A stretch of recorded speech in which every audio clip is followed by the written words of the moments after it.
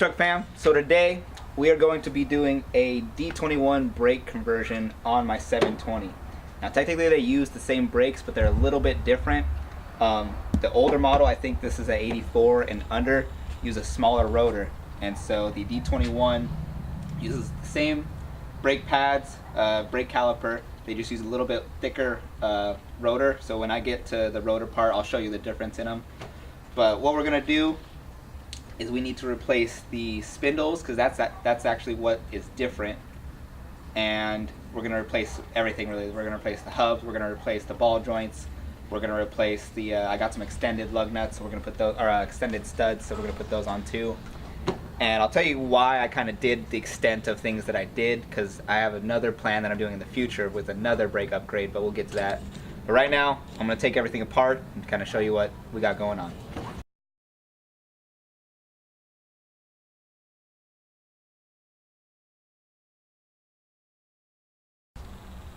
So the first part, we'll just take off the caliper. That way if you're just doing a regular pad replacement, you can just watch this part and you'll see me take it off, and then you can just put it back on, and then you're done with pads. So to take off the caliper, there's just two 14 millimeter bolts on the back of the caliper. You just take those off and the whole caliper will come off. So I took the two 14 millimeter bolts out, and then the caliper should just pull right out. Then you'll have the two brake pads. Oh yeah. That's where my brakes were going bad. That's what the squeaking was. That's non-existent. Then we got this one here, and it looks like that's why they went bad, because there's no bracket to hold in the top piece, so I might need to buy one of those. But you should have a bracket on top and bottom, and so it looks like that's why this one wore unevenly. But if you have these brackets, all you have to do, if the rotor was good, if there's no heat marks and no uneven wear, you could just replace the pads, put them back in, and then your brake job's done. But I like to be extremely difficult, so I did one more step on that. But there's that part. So we had some microphone issues, so I'll just kind of go over what we're doing. So first, to get this hub off, we got to remove this dust cover, because underneath the dust cover you're going to have a nut that holds it in, and with that nut you're going to have a cotter pin, a crown nut that holds the nut in place, and I'll kind of go over me taking everything out. So what you want to do is you want to get this dust cover off. There's just an O-ring holding it on, so you just got to pry a flathead screwdriver into it. So once you got the dust cover off, you'll see the cotter pin, the crown nut, and the nut. So to get the cotter pin off, obviously you just got to bend the cotter pin straight, and that'll allow you to take it out. And so once you get the cotter pin out, the crown nut will literally just pull right off. Behind that is the hub nut. That's just literally hand tight. Honestly, you'll probably want to leave it on, because I forgot a step. I forgot to remove the caliper bracket. The caliper bracket has, I believe, a 17 millimeter and a 19 millimeter bolt on it. You'll want to remove both of those to remove the caliper bracket. This is me kind of realizing that I forgot to take it off. Once you take those two bolts off, the caliper bracket will literally just slide right off. Then you can go ahead, take off the hub nut. Once the hub nut's off, the whole hub assembly will literally just pull right out forward, and then you can start replacing the rotor. Alright, so now that we got the top bolt out, bottom bolt out, one should be longer because one has to pass through two little brackets. You'll see it when I take it out. So that way, the caliper bracket will just come right off.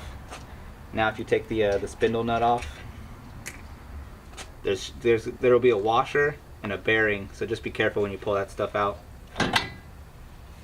And your rotor is attached to your hub, and so that's why we got to take off the hub to take off the rotor. Yeah, the rotor is destroyed on the inside. And I'll be replacing the bearings and seals and stuff too, but I actually don't even think I'm going to use this entire piece. But that's how you take it off. If you were just doing a simple replacement, you would just take these 6 bolts off, put the new rotor on, put it back together, and you'd be good. So once you got these 6 bolts undone, the rotor is now not bolted in, so it'll come apart from the hub. If you got like built up grease and dirt, it might be a little hard to separate. I just cleaned it off, and I actually beat it off already. So now the rotor will come off. And I'll show you. So this is for, I think, an 84 and under 720, and this is the new rotor I have. So you can see, I don't know if you can tell on camera, but this one's a little bit thicker. It's probably like maybe an 1/8 inch, maybe 1/4 inch thicker. And then it's the same height, but the biggest difference, you can probably, I don't know if I can show you, is the back spacing. This one's maybe only like 1/4 of an inch big, but then this one's a 1/2 inch big. So what this does, it pushes the rotor back a little bit, and so it'll interfere with your caliper and your caliper bracket. And so that's why I had to get the new spindles and the new, yeah, I think that was actually all I needed, but I bought a bunch of other stuff too.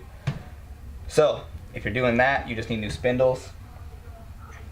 And I don't even know, I lost my train of thought. So this is my 720 hub, and this is a D21 hub. They're both the same thing.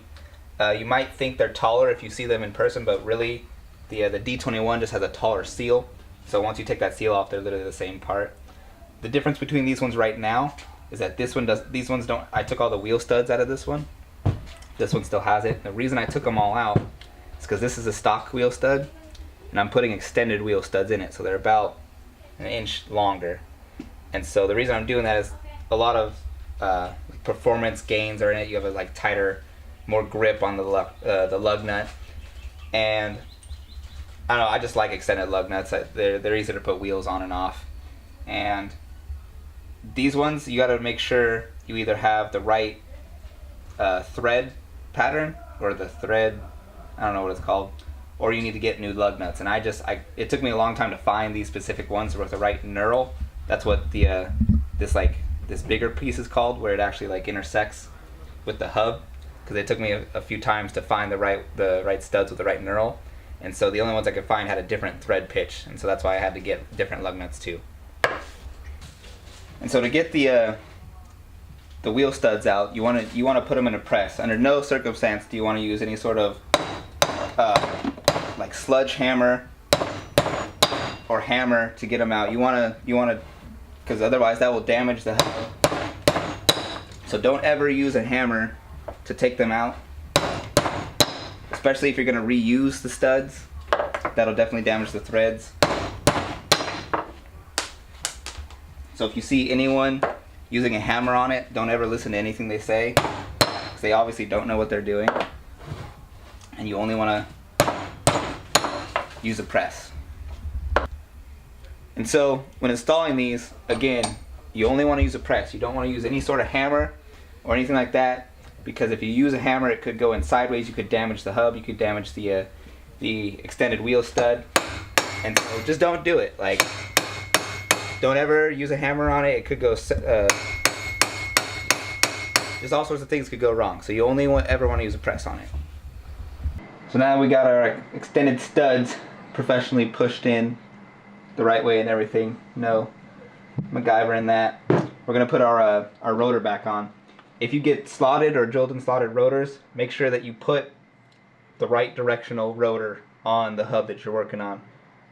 I may have made that mistake the first time and had to take it all apart, but to put it on, just place it right back in there, and then put all the bolts right back in. And then I'll tell you a way to do it to where you don't have to use like an impact or too much work to do it.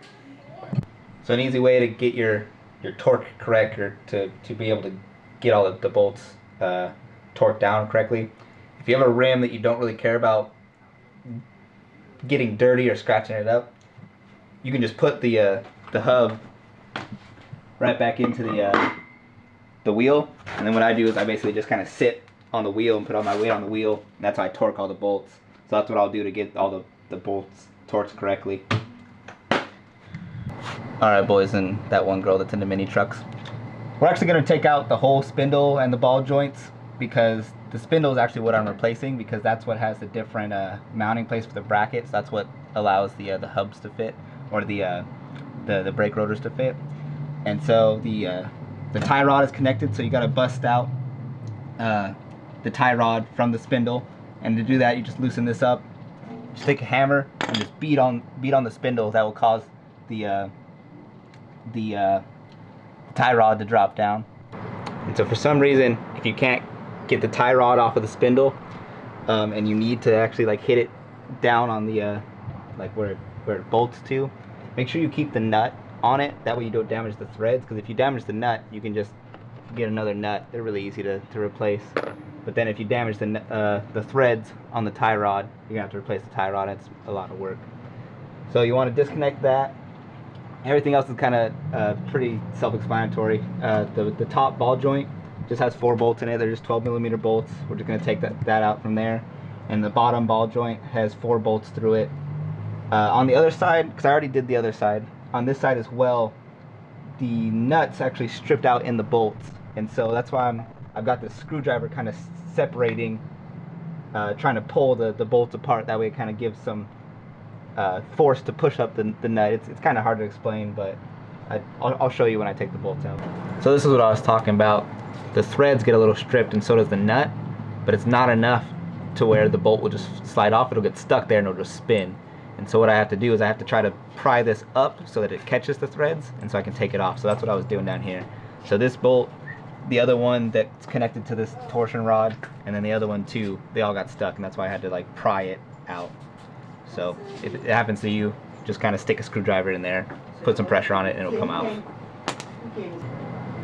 So I got the 4 bolts on top out, the 4 bolts and the nuts on bottom out, and I got the tie rod off of it. So then this should just lift up, pull right out. We're not going to be reusing any of that. So I'm going to clean up this, and then I'll put together the spindle hub and ball joints and the other part, and we'll get back to it.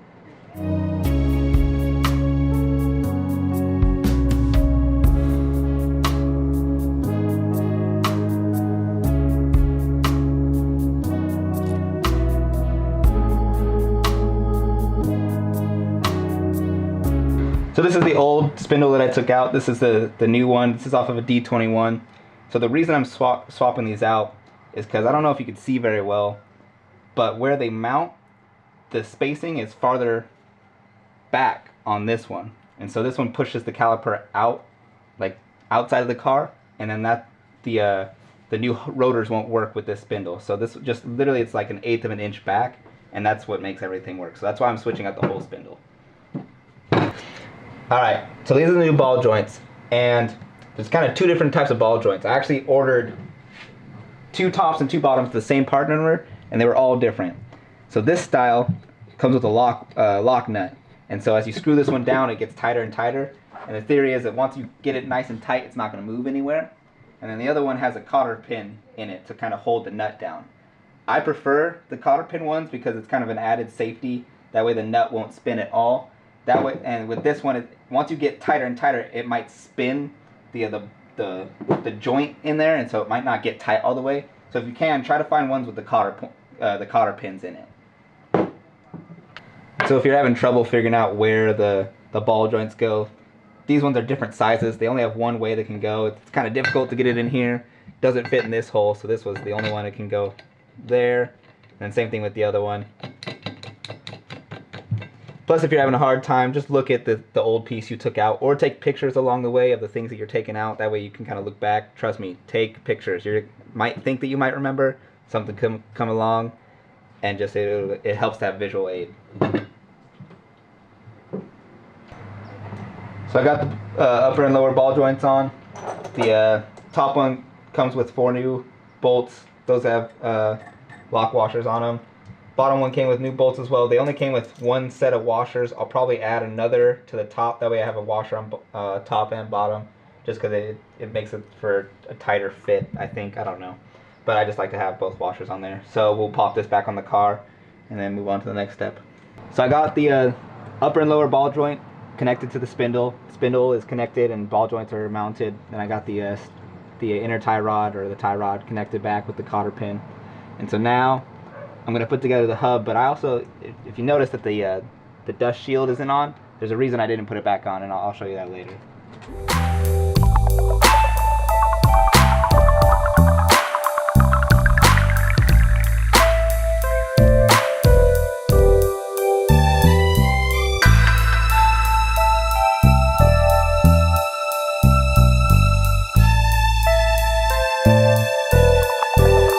Alright, so this is the new bearing. Two parts. We got the bearing and then we got the race. The race is actually good, and so in the old race is good. So I'm just gonna leave that one in there and reuse it, and I'll just pack this full of grease and put the new bearing in there, and then it'll be good to go. And then I'll pack more grease into it.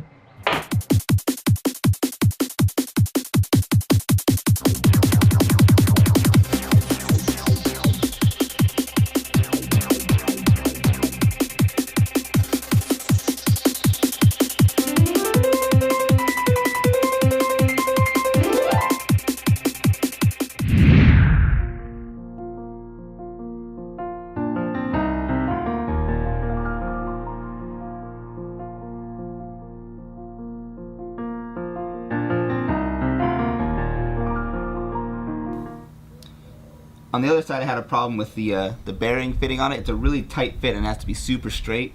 So with the other side, I actually had to take off the seal and bearing and put those on first and then put the hub on. But we'll see how it goes on this side. Yeah, this side just slid in like butter, nice and smooth. Everything went all the way forward. You want to put the washer in there. It's got a tab on there. It'll have a placement. Then you want to put the nut on there. What you want to do is you want to torque this nut to about, I think, 24 to 27 pounds for two-wheel drive. I think four-wheel drive is a lot. But you'll torque it in, and then you're going to back it off to 0 foot-pounds. You basically just want to tighten everything together, and then back it off and just have it hand tight. And that's what you want to do with the bearings that like concave. I don't know. I don't have words right now. It's early in the morning. I'm trying to finish this up. So now we got the nut. Just after you torque it to like 24, you just want to back it out and then just hand tighten it, and then put the crown nut on there, put the cotter pin in there, and you want to put the dust cover back on, and then the hub is basically good to go. Then we'll put the caliper bracket back on there. We'll bleed the caliper so we can fit the new brake pads, and I'll show you what to do when you do that so you don't get brake fluid all over the place, and we'll go from there. And so when you're putting new brake pads on, you're gonna have to compress the piston in here, because as brake pads wear down, the piston kind of closes more and more, and so with new pads they have a lot more life on them, so we got to push this all the way back. I use a clamp and just clamp it in here, and then basically just kind of screw down until it compresses. But as you're doing that, you want to watch out for something too, and I'll show you what. So this is the brake fluid, I think master cylinder. And so when you start compressing that piston, it's going to push all the fluid back up into here. So you're going to want to drain some of this fluid. You can take like a microfiber rag. Like, you want to make sure you don't get any contaminants in there, so you can take some sort of rag or you can suck it out of there. And then don't worry about taking too much, because you can always add new fluid in, which is probably good to do so you can drain your brake lines and get all the contaminants out of there. And so you want to watch out for that, because if you start compressing the piston, it might overfill that, and brake fluid, it'll eat up your paint. Like, you can already see that there's evidence of whoever owned this car last probably did that and spilled some brake fluid, and it ate up all this paint around here. Well, Jordan woke up, so now we got the other camera again. So I compressed the piston and the caliper, and so what we're going to do is we're going to put the caliper bracket back on there, and then we'll get the brake pads and the new clips all together, and then we'll put the caliper back on. Alright, so I got the new spindle on, new ball joints, got the new hub off of a D21. It's the same thing as the 720. The spindle is what was different. Got the new bearings in there, put the bracket back on, got the caliper back on, new pads, new clips. So I'm probably going to bleed the calipers, make sure everything's clean and clear in there. There's no debris, no air pockets. And then we'll put the wheel on and we're good to go.